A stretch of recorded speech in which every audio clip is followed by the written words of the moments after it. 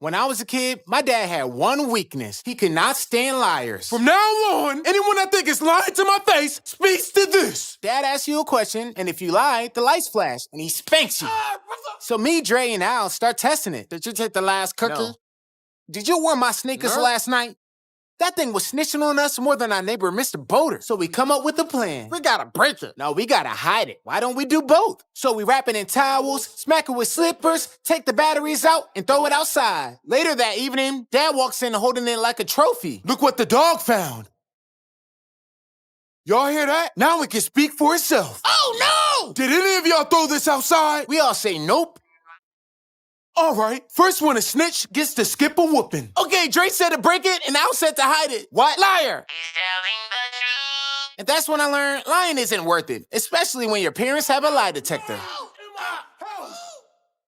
I was out for a jog when I saw a trail that looked like a shortcut straight back to my house. At first, it feels smart because it looks like the trail is going to cut right through the neighborhood. But after a while, I slow down and realize I should have been out by now. I keep jogging thinking it'll open up any second, but it doesn't. Now there's nothing but woods on both sides. I pull my phone out to check my GPS and I've got no service. That's when I start questioning every decision I've ever made. I keep moving and end up crossing this weird Chinese bridge that looks like it hasn't been used in years. Halfway across, I realize I really have to pee. So I run under the bridge and right when I'm about to relax, I hear what sounds like an alligator roar. I get my butt right back to the trail. Then I start hearing movement on both sides of the woods. So I quickly grab a stick like that's going to help me in any way. Then I finally see some kids riding by on their bikes. So I start calling out for help, but they just keep riding like I'm part of the scenery. I start jogging faster, telling myself I'm fine until the trail finally opens up. I look up relieved, but realize I'm standing right back where I started. And that's when I learned that shortcuts only work if they actually go somewhere.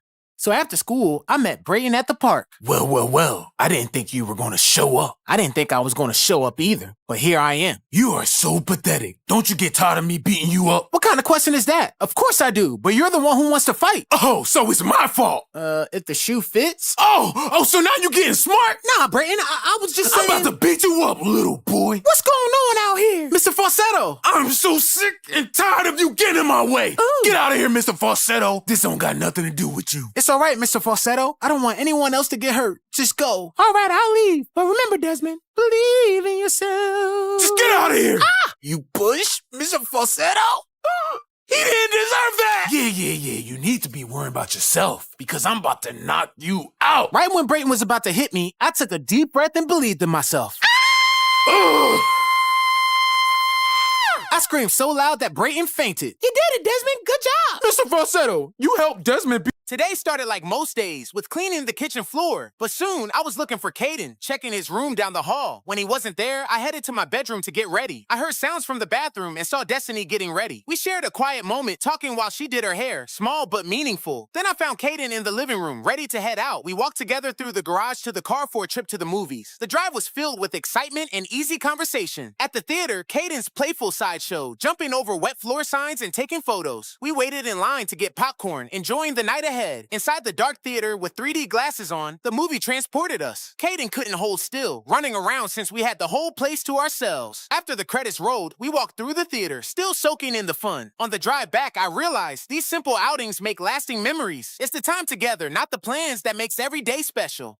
So one day I look around the house, Caden's locked in on his video games. Kaylani's drawing with her chalk, and Destiny's on the phone scheduling another appointment. And that's when it hits me. We don't hang out anymore. So I decided today we're having a family party. I grabbed the speakers, set up the bright lights, and transformed the living room into Club Dennis. Then it turns into a full concert. Kaylani's singing with her toy mic, Destiny's belting like she's on stage, and Caden's dancing with his sword like he's in a ninja musical. The house is jumping. I'm thinking, yeah, this is what family time looks like. For once, nobody's on their phone. Maybe I should do this more often.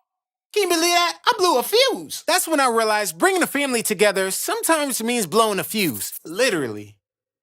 My 2-year-old daughter, Kaylani, is definitely taking after my love of drums. But the problem is, Caden, Destiny, and I can't do anything around the house. Whether we're trying to study, watch TV, or just relax, the drums are so loud, it's impossible to focus. Destiny tells me I need to do something about all the noise. So I decide to bring home these special drum heads that are supposed to be a lot quieter. I reach into my drumstick bag to grab my drum keys so I can swap the drum heads, but it's not there. So I start searching the whole house. I check the laundry room, every drawer in the kitchen, even the garage, but still no drum key. Not giving up, I hop in the car and head to the music store. I ask if they have any drum keys in stock, but they're all sold out. So I had no choice but to head back home and grab some pliers to unscrew the bolts. It's slow and frustrating, but I finally get the new drum heads on. Right after Kaylani runs into the room holding something shiny. And wouldn't you know, it's the drum key. She had it the whole time.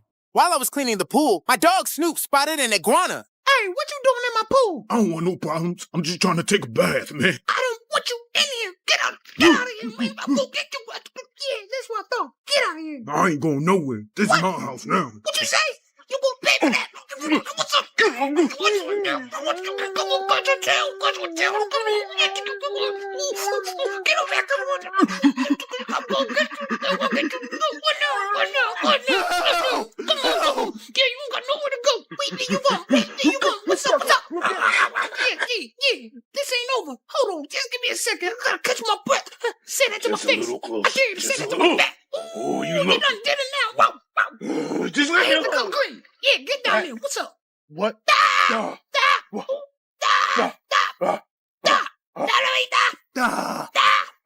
got your head. Yeah, you ain't like that. Okay, What's up?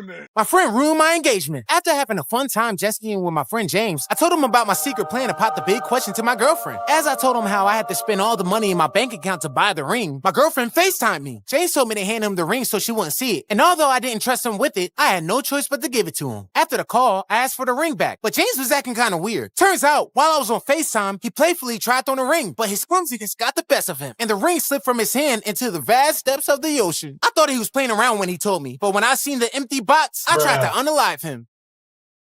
So my friends texted me the address of a park where they were playing basketball and invited me to join them. Even though the GPS said the park was an hour away, I didn't let that stop me. I jumped in my Tesla and drove all the way there. But when I arrived, I didn't see any of my friends' cars. Actually, there were no cars at all. I thought maybe they took an Uber, so I walked into the park and followed the trail. It was taking me a long time to get to the basketball courts, and then I realized I was walking in a huge circle. I thought my friends were probably hiding in the trees playing a prank on me. I laughed and told them to come out, but nobody did. I finally realized they had tricked me, so I decided to go home. But my Tesla wouldn't unlock because my phone died, so I had no choice but to walk home, which took me all day. When I got home and my phone turned back on, I realized I had gone to the wrong park. Comment below about a time you thought your friends were pranking you. So for as long as I can remember, my grandpa had the nicest lawn in the town. Everyone knew not to step on it, or else. The family knew, the mailman knew, even animals knew to stay off his lawn. One day, I started riding my brand new bike to my grandparents' house because my friends lived near there. I was pedaling really fast, and as I was approaching the house, I realized the brakes were too hard to press and I couldn't stop. My bike rolled right into the middle of my grandpa's lawn, and my heart dropped. The whole neighborhood got silent and was staring at me. No one has ever made it to the middle of the lawn, and they wanted to see what was about to happen. All of a sudden, my feet were in the air. I looked up, my grandpa had both of my hands in one of his hands. No, Grandpa, no, I'm sorry. He whooped me so bad in front of everyone, no one has been on his lawn since. So I just bought a new mirror. I hung it up when I got home and took a shower. When I got out, I took a look at myself through my new mirror and it broke. I wanted to find out why, so I went back to the store and bought another mirror. And this time, I had Destiny look at herself in the mirror to see what would happen. And the mirror didn't break, but as soon as I looked at it, it shattered again. So I realized that it kept on breaking because I was ugly. So I ran to the barbershop and got a haircut, then went back to the store and bought another mirror. I hung it up, made sure I was looking good, and then I took a look at myself. And the mirror broke again. So after some research, I found a company that sells unbreakable mirrors. I hung it up, and after just taking a peek at it, it broke. I knew it was because of my ugliness, so I had no choice but to put a bag over my face. Destiny asked me what I was doing, and I told her about my problem. She laughed and said, the mirror keeps breaking because the room is too cold. I usually keep the room below 20 degrees, and that was the problem. After raising the temperature, my next mirror didn't break. But now I can't stop sweating. Would you rather be ugly or sweaty? Comment below.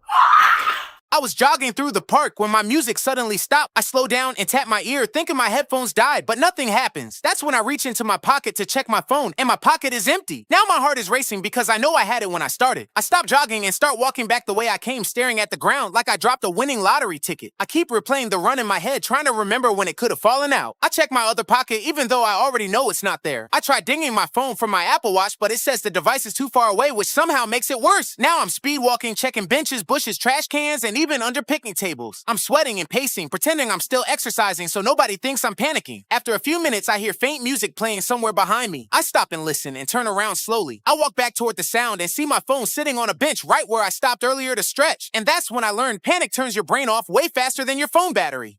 My son has never beaten me in basketball. I want him to go to the NBA someday, so I play against him like he's an adult. I use crossovers, block all his shots, and use my strength to back him down. I even celebrate loudly every time I score. But one day, Caden got tired of it. He bet that if he beat me in 1 week, I have to triple his allowance. I agreed, and he started training every single day. He worked on his jump shot, practiced dribbling everywhere, and even lifted weights. When it was time to play, Caden showed off all his new moves. He crossed me up, blocked my shots, and celebrated after every basket. He beat me 11-0, and now I owe him a huge allowance. Comment how much you think his allowance should be. So I was just making my Kool-Aid and hot sauce drink when I suddenly heard something crash to the ground. I ran to my living room and saw my diamond play button on the floor in pieces. Caden's soccer ball was nearby and he was shivering in the corner. I had already warned him to stop using my piano as a goal because my awards were on top of it, so I had no choice but to build him his own goal. While I was at Home Depot looking for materials, I didn't know that Caden started building his own goal. Once I found everything I needed, I came home and started putting everything together in my garage. But every time I went to use something, it would be missing. First, my screwdrivers were gone, then my cutters, and even the net I just bought was missing. All of a sudden, I heard Caden playing and yelling. I went into the living room and found him playing with the goal he built. When I looked around, I noticed he used all of my stuff to build it, but I just joined him in the game. Comment below a time you used your dad's tools without asking. Brayden always punched me in music class because no teacher ever stopped him. Well, until... Brayden, sit your butt down! Wow, now I see why his name is Mr. Falsetto. You talking to me? I sure am! I couldn't believe my eyes. A teacher was finally standing up to Brayden. I run this school. Do you know who I am?